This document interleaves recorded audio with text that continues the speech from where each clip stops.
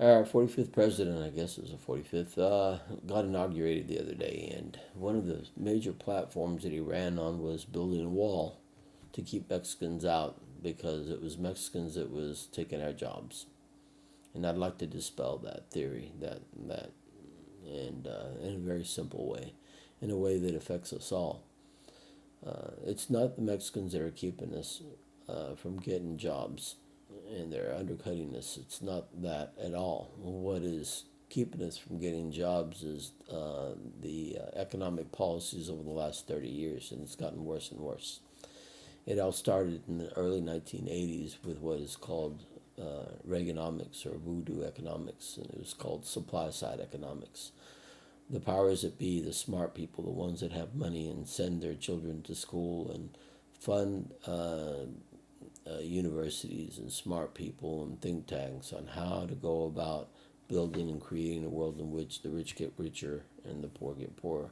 It's not necessarily that they're really concerned about poor people, or how can I put this? It's not really even necessary. Well, it is about getting richer. And I'll tell you why. This is the way I think it happened, honestly. Two executives got together and they called their secretaries and says, we need to meet. Back then, they didn't have internet and they didn't have, Facebook and what do you call that program where you can talk to one another in the video. But either way, the secretary says, yeah, sure, we got this thing worked out. You're going to meet in this motel and you're going to take this first class flight and so on and so forth. And they sat down and they met in Chicago, let's say, where this school of thought came from. And they were talking one another and they realized something. They said, it's really not right. We own a company. We run a company. We have employees and we make quite a bit of money. But it's really not right that we have to fly first class and penny pinch, not penny pinch per se, but budget for whatever it is that we want to do. Because my secretary told me just recently that, well, you got two flights left. That's all that your accountant can account for. You just don't have that much money. You'd be flying around the country and doing this and doing that. So what they decided was, what we got to do is, get more money. Now, how do you do that? Well, I know how you could do it. This is the way the conversation went. It's really my belief. So I know how we could do that. Is what we could do is, number one, we tell the American people that because at the time you got to remember the inflation was raising its head and the Fed had to make monetary policy in order to ensure that the dollar there were too many dollars chasing too many goods, so prices were going up, right? And the federal government was having to put more money in. And deficit was getting larger, right? Which is okay, actually. And they said, what we got to do is frame it in such a way that makes people think that their tax dollars fund government spending. And the way you do that is you tell everybody they're broke. We're broke. And then we focus on, well, we're going to tax these people or tax that people, those people.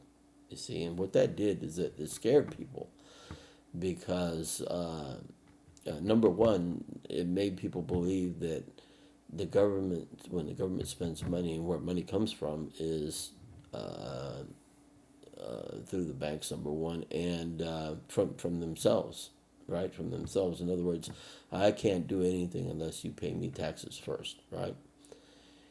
So it did a lot of things, and one of the more important things that it did was that with that income inequality, with that kind of idea, they created a situation where there are more people looking for work, more unemployment, right, than before. And what that does, when you have high unemployment, is that it changes the competition from the corporations to the people. So before the 1970s, during those golden years where it was called Keynesian economics, when they were really actually doing it, what had taken place is that people had jobs and they were working, they had money in their pocket.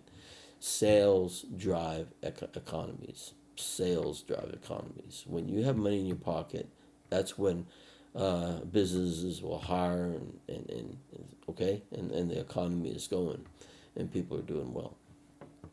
When you don't have sales, you don't have a good, strong economy. When you don't have a good, strong economy, then you lay people off. And when you lay people off and you have high unemployment, guess what happens?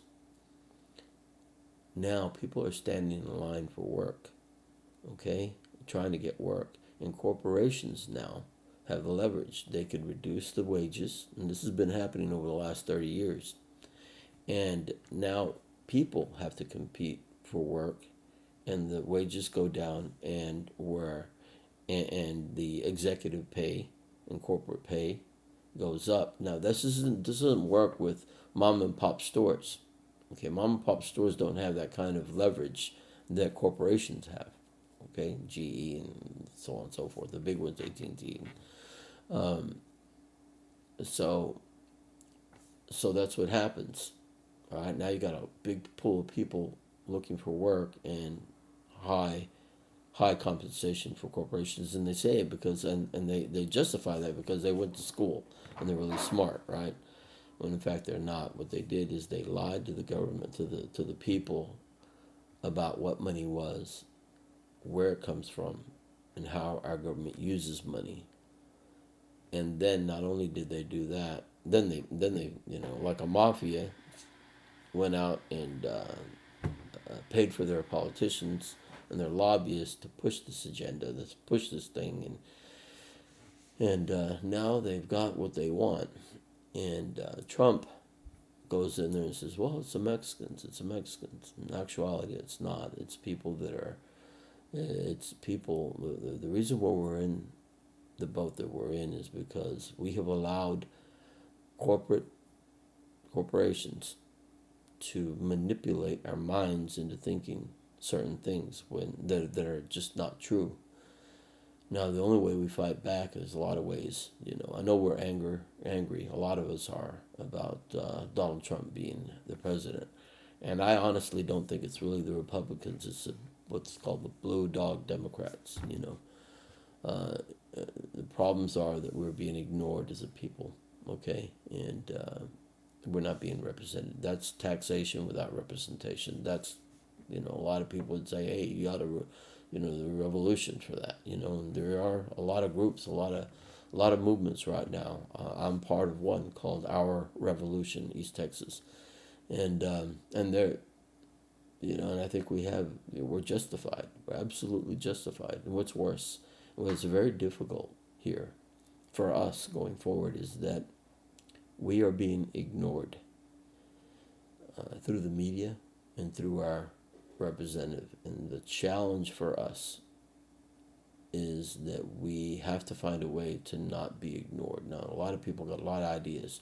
Chris Hedges says stand up and revolt, civil disobedience, And I think, there's a lot of, how can I say, a lot of truth to that, a lot of credence to that.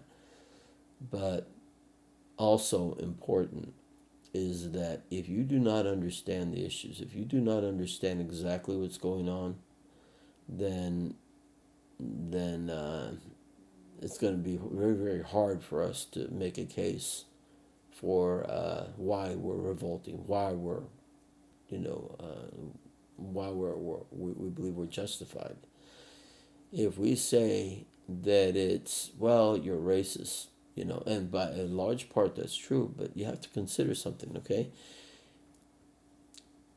One person put it this way. I love the way they put it. They said this is, if you're going to fight the opposition, okay, so you're a Republican in power, you're one of the oligarchs, you're one of the rich people that like their riches, and they want to keep it that way. And you sit around and you say to yourself, if you have to fight these people, the poor people, the middle class that are, after your ideas and after your way of life, how do you fight them? And the answer to that question, the really smart answer to that question is lead the opposition. If I'm leading the effort to defeat me, guess what? I win, right? I win. So be careful, and be careful in who and what organizations you're part of, and